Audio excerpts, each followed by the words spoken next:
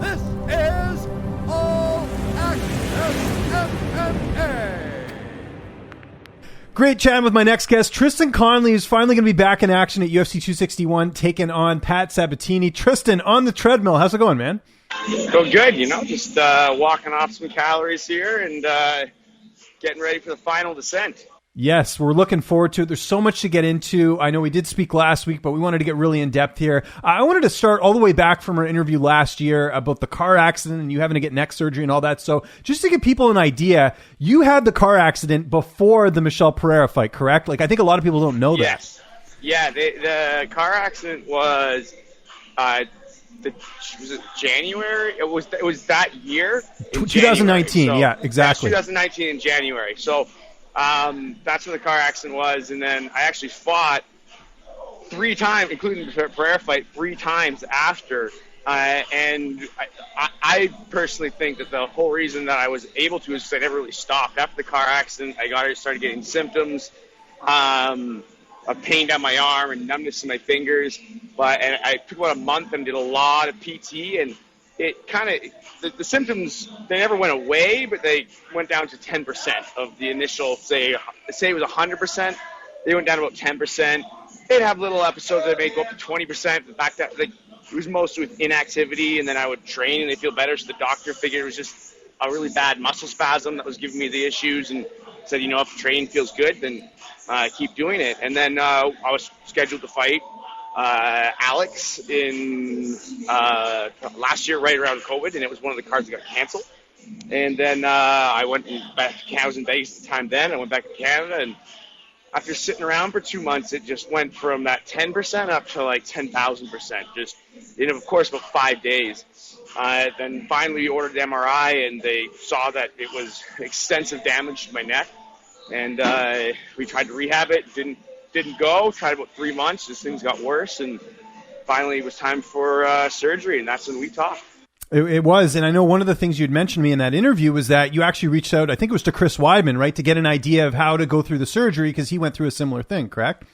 Yeah, he did, and I ended up getting the exact same brand and model of disc in my neck, and one of the big reasons the surgeon, he told me, he looked into what UFC fighters had artificial discs, and Chris Weidman popped up. He had this disc called the Prestige LP by Medtronic, and one of the things about this disc compared to the others is it's very simple. There's only 2 pieces.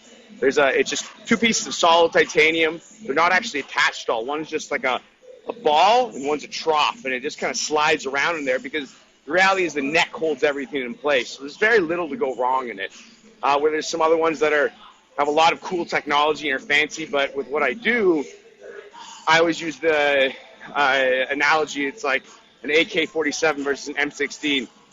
M16 is a little more accurate, fires a little sharper, but there's like 100 and something pieces in it, and they jam way more often. Where AK-47, it's got like 6 or 7 pieces. That thing never jams. It's super reliable, and obviously with what I'm doing, reliability is king. And I gotta say, it's been probably about 7 months now, and I'm doing everything to it. It feels great. Good. So after surgery, you mentioned the pandemic happened last year. You had the surgery, all this stuff happens. After surgery, when did you get back to training full time? I was curious about that. So the time frame was for 3 months. It was, or the first 30 days, it was literally do nothing. Like don't lift more than 10 pounds, wear a neck brace. Then after that, I was resumed to pretty much do anything I could do non-contact that was controlled. So from that point, I was shadowboxing, running, lifting weights, all that kind of stuff. And then at 3 months, I was cleared to begin contact training. Now, the surgeon didn't say, hey, go nuts right away. He said, okay, start with some grappling for a month, slowly, and, slowly up the intensity. So I did that after a month. He's like, hey, you can start getting hit a bit, but again, take it easy. And then another month of that. So about 5 months in, my grappling was going pretty hard, and I was starting to strike a bit. And then then I came down to Vegas, and then that's when I've been going hard since. I started going 100% then, so about 4.5, 5 months. Started going 100%, and I haven't had any issues arise, and I'm happy to say I feel like I'm in great shape and ready to go. And if people are wondering why you're on the treadmill, it's because you got to make featherweight for this fight. That's right. What brought you to that decision? Was that the UFC? Was that you? How did you decide about going down to 145 for the first time in your career, by the way? Yeah. No, it's not the first time. I've done it a couple times before, but it's been a long time. Yeah. Ages ago. Yeah. Ages ago. So there was a few things. One, after the surgery, I was in my head planning on when I'm going to get back. I'm like, okay, well, I'm not going to be fighting for at least 6 months. After the surgery, I was like, well, I had some time while I was rehabbing to kind of really watch my diet, really calorie restrict, and I did a good job of getting 10 solid pounds off during that time. I wanted to make a run at 45, and one of the reasons I kind of decided is training down here in Vegas, like with Julian Erosa, Jeremy Kennedy, Dan Ige, these guys are all 45ers, and they're my favorite guys to get rounds with, and I'm like, well, it would be better if I'm preparing for guys in my own weight class and helping them. And I had this opportunity to shed the extra pounds and just try and walk around a little leaner all the time. Not that I don't really ever get that much out of shape, but that getting those couple percentage body fat off and keeping them off is very difficult, especially I'm 35 years old. So I wouldn't have been able to do it had I come off a fight and I'm going right into another camp. I'm training 3 times a day. And, you're going to get injured if you're not even in a camp and I'm not eating. I'm starving myself trying to train and get back into shape. So I had that opportunity of downtime while I was recovering from the surgery, where I wasn't training as hard as I could 3 times a day, where I could focus a little more on the diet and the nutrition side of things. And Pat wasn't your first opponent, right? Darren Elkins was your first opponent, and then for whatever reason that didn't take place. Was this supposed to be on the same date, or was there a different date that you had with Darren Elkins? Yeah, well, I mean, I never had a contract for Elkins. That's what I was offered. He said, hey, it was the same date. Mm-hmm. They said, hey, would you fight Elkins on this date? I said, yep. Everything sounded to go. I don't want to speculate. I don't know what happened. I have no idea.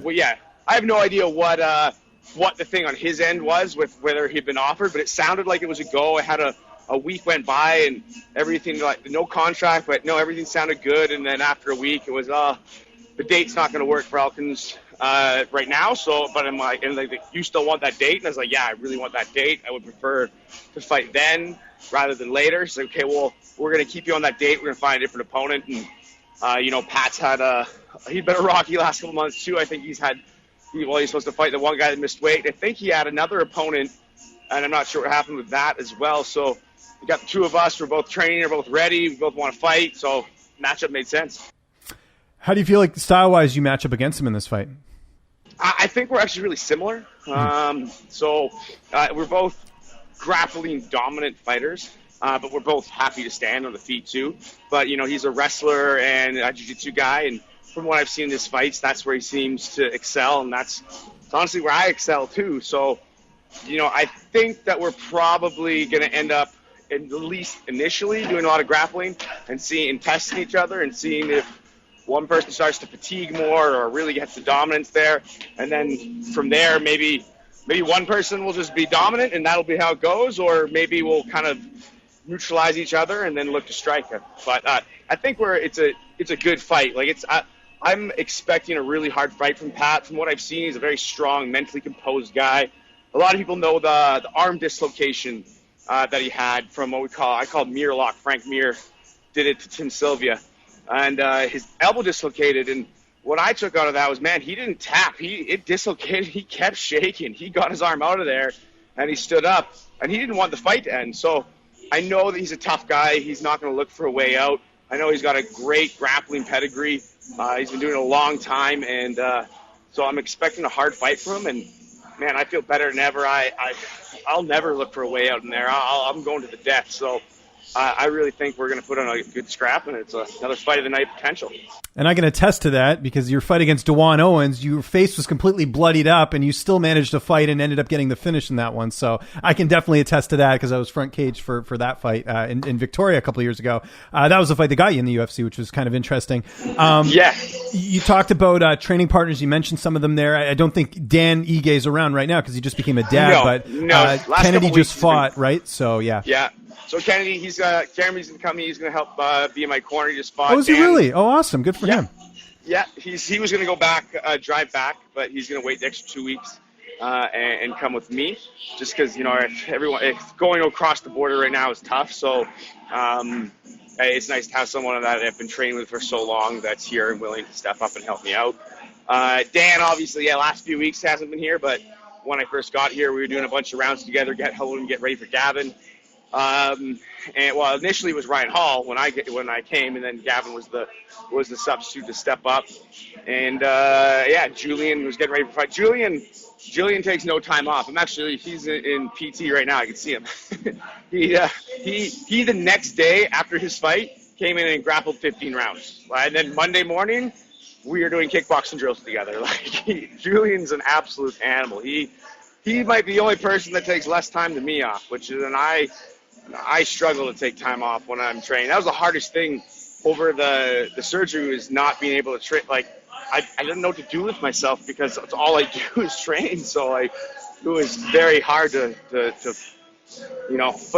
find ways to fill my time. But I ended up renovating my gym and moving that, fill up that sort of the time until I could start getting after it again.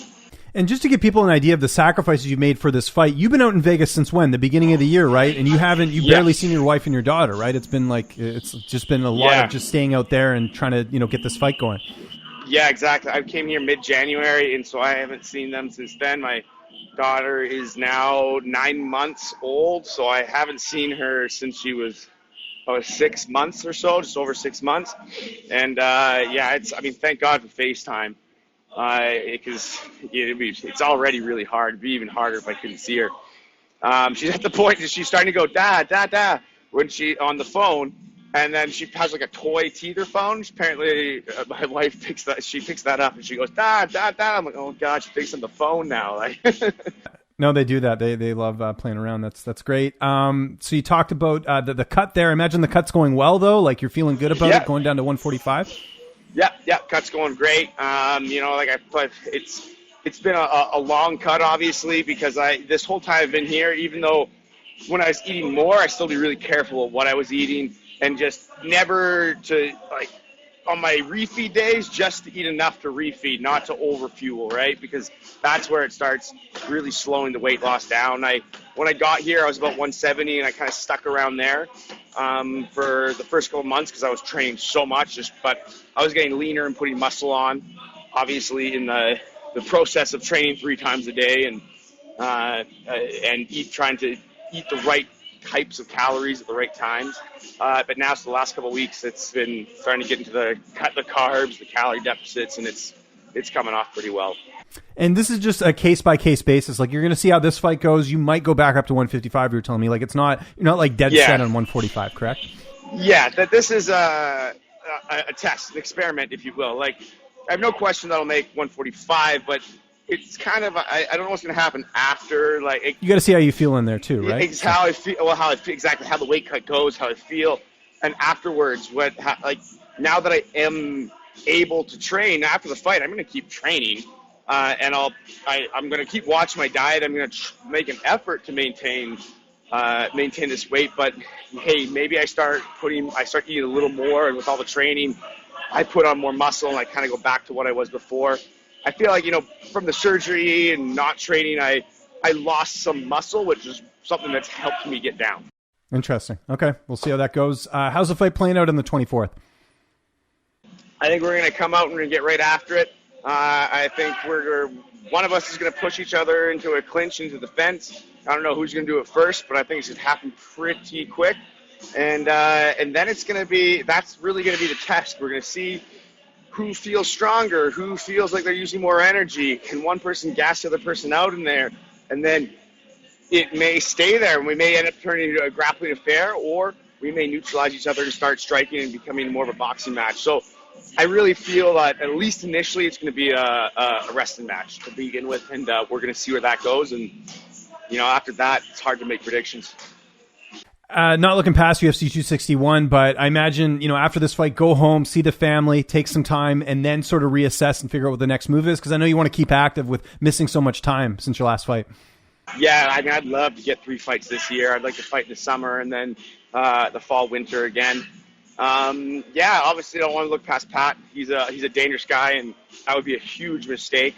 I got really excited about fighting Elkins, though. So, if I get through Pat, that he's going to be the guy I want to call out next, just because I had my mind set on that for a week, and it's like, well, I kind of want to do that now.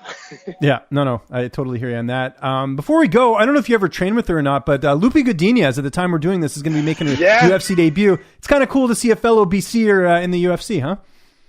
Yeah, and Lupe, I've trained, like I've known Lupe, he's trained with Jamie, and our teams are very friendly. So I've known Lupe for a long time. That girl's a hard worker, and she's a beast, man. Like I watching her and Jamie go, like she's a scrappy girl, and she's put everything into this, and it's super exciting to see her get her opportunity, and I think she's going to do really well. Well, good opponent too. Penne hasn't fought since 2017. She's 38 years old. Like, I think it's a good, situation for Lupe to come into in her debut, right? She's coming off 3 losses, but 3 decision losses. I think it's hard to judge, but still, hey, there's no gifts in the UFC, but she couldn't ask for anything better. I don't think. That's the best chance she's going to get.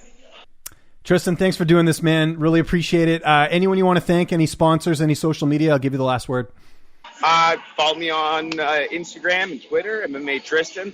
In my gym, Check Mat Vancouver, and also going to we're rebranding to Pinnacle Combat. Thank my wife, thank my baby for being my baby, and thank you, James.